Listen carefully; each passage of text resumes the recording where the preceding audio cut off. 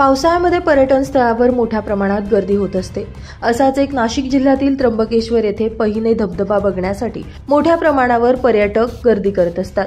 मात्र काही उल्लडबाज तरुणांनी त्या ठिकाणी जाऊन फ्रीस्टाईल हाणामारी केल्याचा व्हिडिओ सोशल मीडियावर व्हायरल होत असून यातील एक धक्कादायक प्रकार म्हणजे एक तरुण हाणामारी करताना चक्क डोक्यात दगड मारताना दिसतोय। तरुण अशा पर्यटन स्थळांवर नशा करून हुल्लडबाजी करत असताना नेहमीच दिसून येतात।